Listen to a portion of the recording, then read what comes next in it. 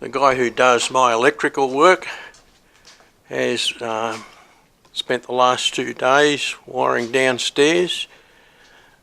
That's where the main lighting power comes in. Multiple lights going out from there, and then the power goes out from there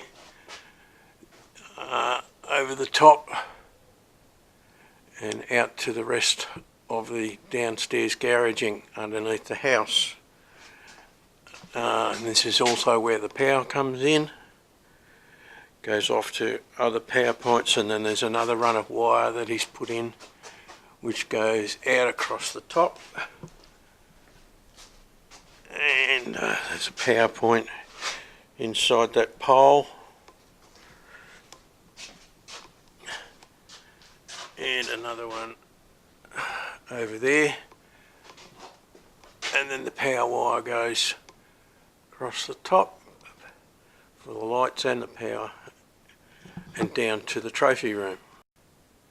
So he's put in most of the wiring for the lights over the cars, and it all comes down here into the trophy room. They will be dimmers. I've had switches put there just for now, but there'll be dimmers there.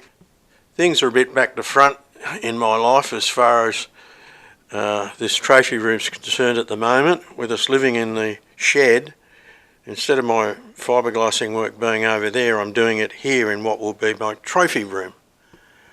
And my electrician's done most of the wiring for the lights, and I'll be able to test those circuits with him in a day or so. So I'll be able to see what this whole downstairs area looks like lit up at night time. The positioning of my $100 spa in my bathroom, and the question as to whether the layout works and we've got enough room to be able to move from one side of the bathroom to the other, has been resolved. Brenda and I both had a look at it together, and we've agreed it's too big. This is about the smallest spa you can get.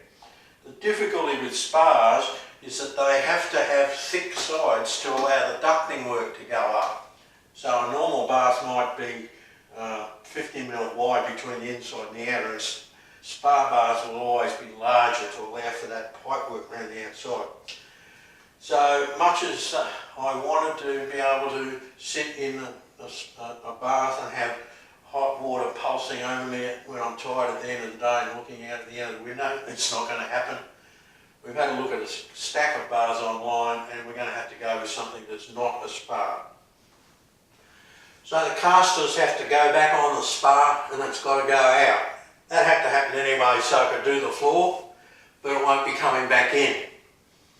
To help Brenda and I be sure that the size bar and shape bath that we're looking at will fit here, I'm going to make a temporary frame to the size of the bath so we can be absolutely sure about it. I've found in the past that women quite often have difficulty envisaging stuff to the degree that guys can. When I was a minister in a church decades ago, I was putting forward a huge building program, and I drew up plans, floor plans for it, and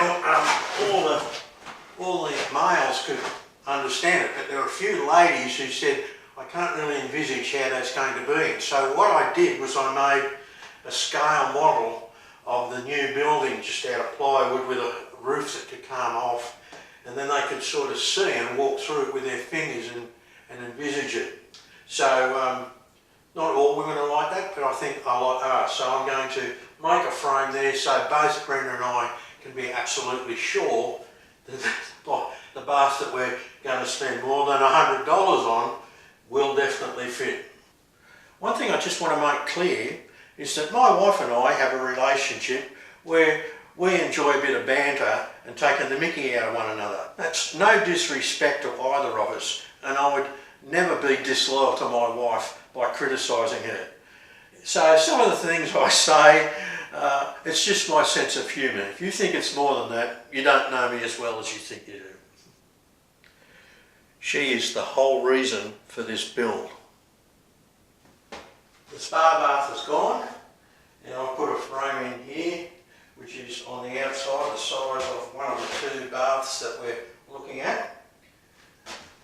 This is where the vanity goes, and as you can see with the bath that way, I've now got a really good space to walk into the shower, so if the glass needs to come, the shower needs to come all the way out, it can.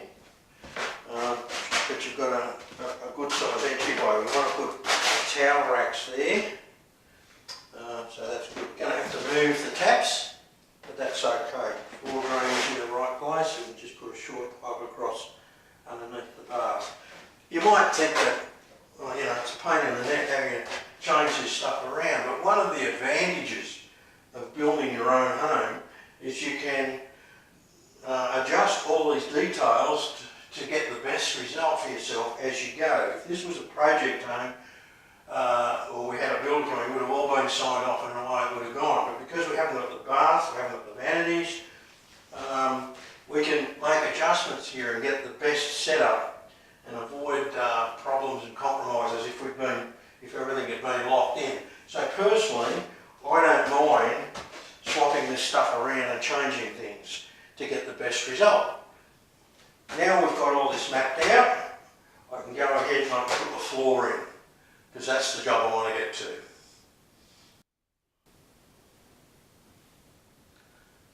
The way that most professional tilers will get the height of the screed across door openings in tiled areas is to screed it so that it's a tile thickness and the adhesive glue thickness below the edge of the strip across the doorway. Now doing that to the amateur is a pain for two reasons. One is because you've got to screed up against the strip, which is not easy, and secondly you've got to put something in there to get the thickness of your cement bed the correct height, because you can't do it by hand because it'll be up and down all over the place. So you've got to lay something in there, screed it, and then take it out and muck around with it. And the other thing that I've got against this method is that it makes the screed thinner because you're going below it. So the method that I prefer to use, and it's just the Bill Pearson method, and I'm not a professional tiler, but I think this is a better way to go for the home handyman personally, is with the aluminium strip that you put across the doorway, I pick the thickness of it so that it's not the height that I really want the tiles to go to, but a little bit below it. I put that in place, and there it is there, and I screed up to the top of that strip so that that aluminium strip itself gives me what I'm going to screed the mortar to right the way across the door opening. Then what I do is I lay my tiles on that screed, and I use this aluminium edge and I lay that in just at the last run of tiles across the door opening. So the tiles go in there and I get that edge. So it means that this top edge here is higher than what my bed of mortar will be to the aluminium strip. But it makes only about 6mm difference in the height, gives you a better edge, it's easy to do. Personally, I think that's the way to go.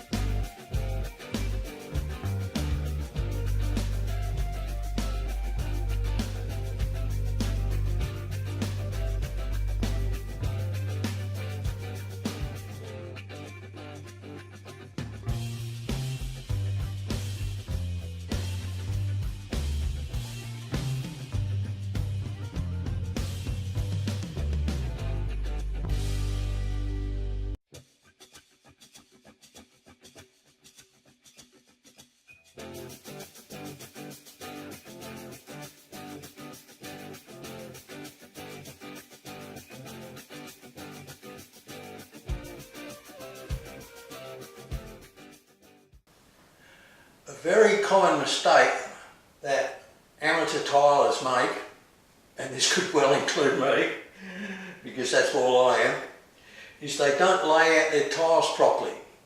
What you must do before you actually cement your tiles in place is to do a layout. In my case, and in most cases, the floor tiles have to line up with the wall tiles. My wall tiles are the same width as this, chosen deliberately, and so the pattern that I put on the floor is also the pattern spacing that will be on the wall. So getting this right is doubly important.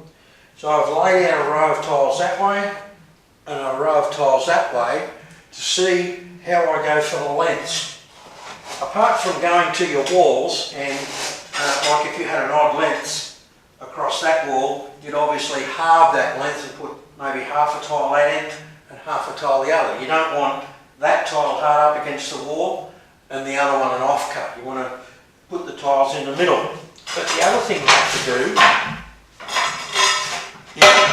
is to work with the other walls and your pipes, and in my case, because I'm using large tiles, I've got to make sure that I take into account this square floor drain, because I can't just put it in the middle of the tile. I'm not going to get drainage properly. So in my case, I've got to line it up here and then work out from there and make sure that positioning it around the drain also works with the width of the room, that I get the equal spacing, and the shower drain as well. So there's a lot to take in. You've got to take it slowly and work out where the tiles need to be, and then when I've done that, I'll start laying tiles where I've worked out they need to go here, and I'll do a row that way and a row that way, and then I'll expand from there. That will happen, hopefully, in the next video. See you then.